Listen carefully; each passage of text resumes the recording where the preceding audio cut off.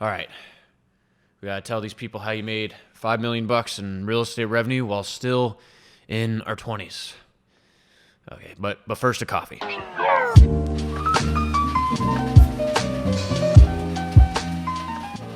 gonna have to break that $5 million down. So $1.2 million came from real estate sales commissions in investment real estate. A gentlemanly $60,000 worth came from real estate partnerships, and the rest came from getting a whole lot of property management leads. Because you know what? You actually get to do what you want, Bob. And that's half the beauty in this whole game. So, okay, here we go. You're going to tell people step by step how you got to where you are today. So stop the narration thing and just get into it. Just wave your finger like you have to in all the openings that all YouTubers do. Just wave your finger and start talking. It gets the people going. Wave it. What's up, you guys? Bob Colopy here, and I'm gonna tell you how I made millions of dollars in my 20s. It basically all started in high school. At that time, I was actually pretty average. But what is it that really, changed my trajectory? Well, the thing that changed me was probably something that greatly affected you as well, which was the Great Recession. Where all the houses went into foreclosure and the market crashed. Yeah, so we were not immune to that at all. In fact, Phoenix, Arizona was actually one of the hardest hit spots in the whole game. And so what this meant for my family is that we had to short sell the house and start a new business way down in Tucson, Arizona. But me being in high school, I was like, wait, I don't want to start anew over there. And it takes forever to short sell a house. So can I just stay here and finish up high school? And they were like, fine, if you keep it together, we can do that. I was like, wait, I get my own house? So you might say the recession was actually going pretty well for teenage Bob. But after a while, reality started to set in, and I started to kind of freak out that I had to do all these responsibilities and that life wasn't free. I was like, wait, I want to make money. I need to change what I'm doing. So I started joining AP classes, became an Eagle Scout, got scholarships, and got into the Barrett Honors College at ASU. And then I got myself a job as a handyman to help me pay for more expenses of just being alive. Actually, it was the becoming the handyman part that really did a lot for me because it actually taught me the nuts and bolts of real estate. It taught me the really basic jobs of how long it takes to lay tile, how many people, what's it take to paint a house, how do you fix an evap cooler, something we have in Arizona. And that job really helped me develop my character and also understand what it was that went into owning real estate. And then come sophomore year, I actually got my real estate license. And I did that because my parents were property managers. And I was like, well, that actually kind of makes sense. Cause if I could do one deal, one house, that's so much commission money for me. It was $5 or $6 grand as the average house. Then the fact of the matter is my parents didn't have any connections or anything. And everyone I knew was 18, 19 years old, and they were just trying to, make their Jimmy John's payments. Wasn't a very viable zone for me. And I kind of like finance and I like investments. So I'm gonna join this commercial office brokerage. And what they did is they leased out office space for tenants, for businesses. And they were the tenant rep side, which is actually the tougher side. You have to represent the client, gotta go get those clients, you don't represent the building. The tenant rep always has to go get them. Surprisingly, and I had no idea, this culture is actually very much like Wolf of Wall Street. And what the job actually consisted of was doing cold calls, about 40 to 50 of those a day, where I would basically try and convince these owners of these businesses that they should use me to renew their lease or move somewhere else. And then for the other half of the day, I would actually go to the office building and ask them the same basic questions in person. And as you might imagine, a lot of people did not like this. A lot of people actually hated this. A lot of people wanted to hunt me down, especially the local property manager of that office building who I was essentially trying to poach tenants from. So the one thing I did get really good at in those situations was running away, hiding in the bathroom, and then literally standing on top of the toilet bowl and levitating my feet so when they inevitably did check in the bathroom, they hopefully wouldn't find me. And that was pretty effective most of the time. And as you might have noticed, there was one big problem with this type of job for me. This essentially required the most charismatic person in the world. And that just wasn't me. In fact, I was extremely below average. at that time, I was still basically best at talking on Xbox Live. In the off chance I actually did get a tenant interested in me, well, now I gotta deal with other brokers to go find another space. In which case, they would absolutely rip me apart because they were all the kings of charisma. And this issue was absolutely exacerbated by the fact that I was by far the youngest real estate agent in this area of real estate. On average, these people were at least 2, if not 3 times older than me. They didn't like that I was there at all, and I was pretty awkward about it the entire time. It was tough. I got fired from this job. I started to question whether or not real estate was the direction for me at all. But the other thing that was even more important that I really learned there is that I didn't enjoy the pitching. I didn't love the talking to people all day kind of stuff. And I hated the fact that I was basically pitching people on real estate, which were like projects that I couldn't really affect myself or make better.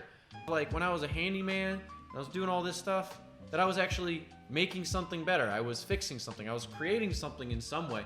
So I was like, you know what? I want to create something.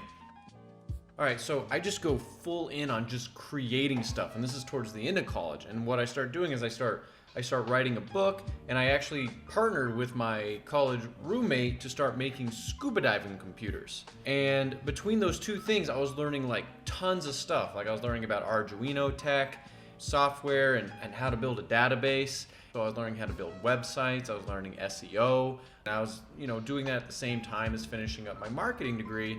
So I was learning all this great stuff to basically build businesses. The scuba diving computer was doing great. We got funded. They loved the idea that it took the vital signs of a diver, but also the coral reefs. It was basically a save the world kind of business, which is what I thought was really great. It gave me a lot of, passion and meaning and everything. And it was going great for about a year. But then one of my business partners got a great job offer at Google. It quickly became clear that there was no way that we could keep doing this. I even sent out my resume to the same basic places in Silicon Valley, and I got some yeses. And it was great 6-figure jobs. And I was like, oh my gosh, what do I do? Because the only thing that was actually making me any money was I was doing really small deals, selling little houses, and I was also doing marketing leads for my parents' property management company, and that had just begun, so it's not like that started chugging yet. The thing that really held me back was these other jobs I'd had growing up and everything, and the fact that I just loved creating stuff. I fell in love with the idea of I can create something, I can own it, and I didn't want to give that up. And I actually made this decision while sitting on a mattress, which was the only thing I owned in the cheap part of town after graduation. I was like, all right, but this isn't sustainable. I can do apartment complexes. I'm gonna push into apartment complexes. There's more money in that. Multifamily was going crazy at the time. And I was like, I can market myself. I've learned how to do all this marketing. And I know for a fact that all the other salesmen are those charisma kings, but they can barely turn on a computer. Whenever I had to work with them, I was always the guy fixing the Wi-Fi and stuff. So I was like, okay, I got an advantage there. I can do better marketing. I can make better databases, CRMs. Whatever happens, if I'm doing a bunch of it, I can make it super efficient and super great. And that's what I did. And these clients they would all say this to me. They'd be like, oh, you seem to know your stuff, but I have a kid your age, and my kid's an idiot, and I'm not okay with trusting this multi-million-dollar deal with you. So as part of my marketing to offset that, I was like, well, I can be the really smart guy. And so I went and got my broker's license right out of college because I got it in college.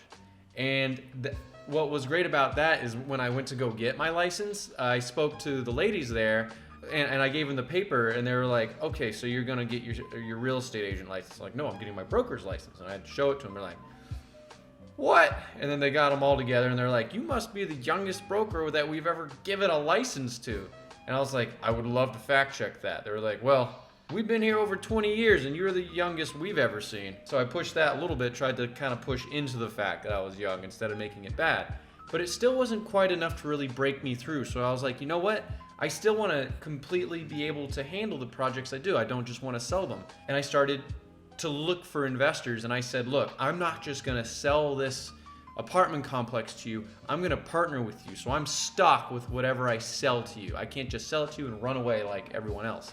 And I'll find the property, I'll find a really great deal, you can't just get it market. I will rehab the property because I was a handyman, I know how to do it, and then I'll manage the property because I come from property management. And they're like, all right, well, if you're willing to at least do all that, we'll try you out and we'll give you some of the equity for it. And eventually I found this apartment complex. It was small. It was 3 duplexes and a house. We got it for $172,000. It was listed at like $210 or $220 or something, and it was a great deal. And I just got to make sure that this project is successful so that I can, leverage that in my marketing. And when I'm talking to people, and I can tell them I own an apartment complex too, so I believe in the area. I know what I'm doing. I'm going through what you're going through. There's just one problem. It was the worst complex in the entire area, and I bought it in a relatively bad area. Now, to make a very, very long story short, the tenants were terrible, the complex was falling apart, the area was rough, and so there were run-ins, and some of my tenants were drug dealers, and I was just having to go through a lot to make this work. If you want to hear the much longer story of it, I made a video about it here because I actually learned a ton from this deal. Even now that I've done hundreds and hundreds of deals, I can still say I have learned more from that one deal than at least 150 deals combined. This one was tough. So even the veterans, if you think you know stuff, you might learn a couple things from this one. Now, the complex is finally coming together. My marketing for the property management company is proving to be very successful, and while I'm not getting extra from that, it was a confidence boost for me. And also my personal marketing was doing great because it was doing better in general online, and also I could finally leverage this complex because I could show people that I was in it with them. I believed in the market. I believed that I could do this and that I could handle these extra things if you wanted me to. And this gave me a lot of credibility. And so I actually started getting more and more regular clients, and something that I could really, feel stable on and grow on. I was also getting a big reputation for being very thorough and very efficient. What a lot of brokers do, where the first question is, well, how much is it a square foot? I'd be like, that is a terrible question.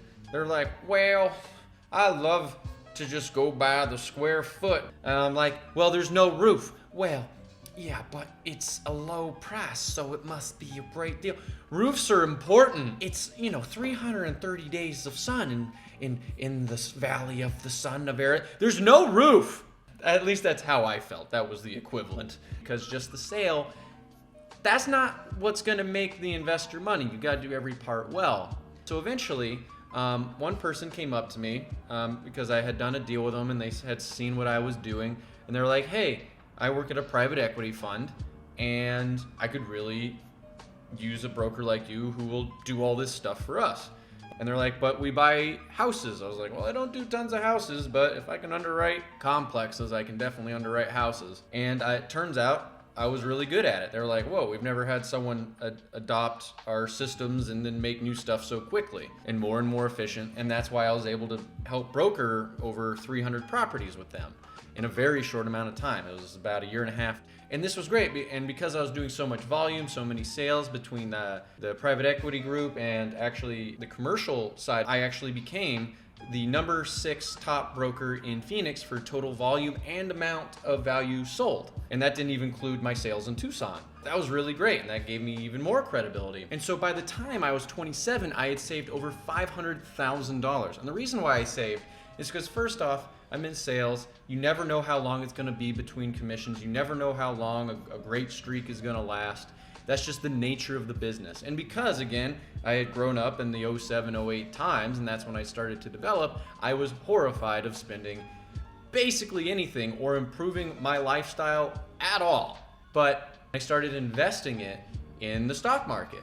But the difference with me and why I chose the stock market is because I was mostly just choosing real estate stocks that I understood, stocks that I had essentially in one way or another worked with those companies, knowing how important they were in the market and what they were doing, how well they operated, who their people were, and who their buyers were in their strength. And that's actually been going pretty well. And over time, I will make videos to show you guys how I'm doing that. Another big thing that's really important during this entire time is I was working a lot, like 7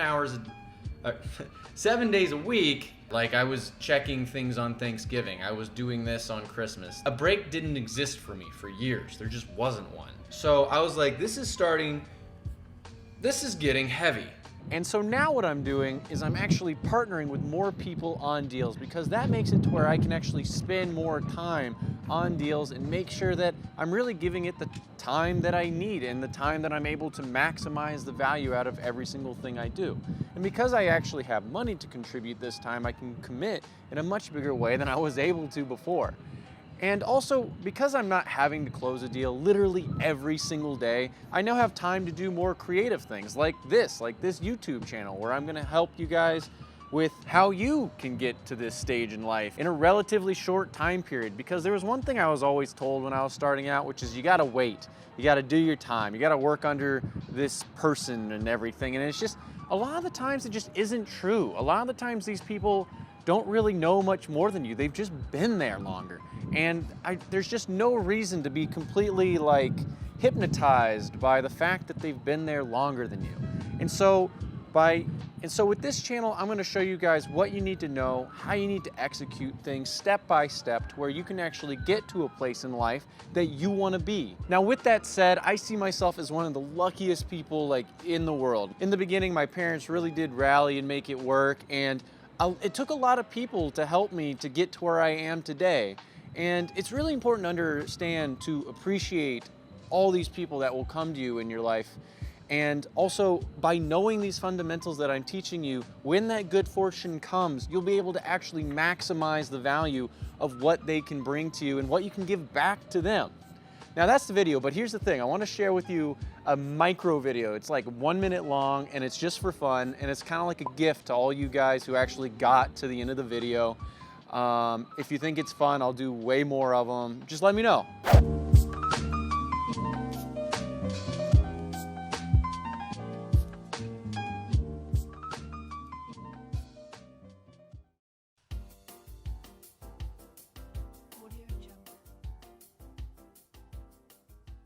Hit the button. Oh, come on, hit the button. If you like the button, good things will happen. Oh, we see? Very fun. Okay, there will be more buttons to press in the future, so keep being addicted to this channel. Subscribe or something.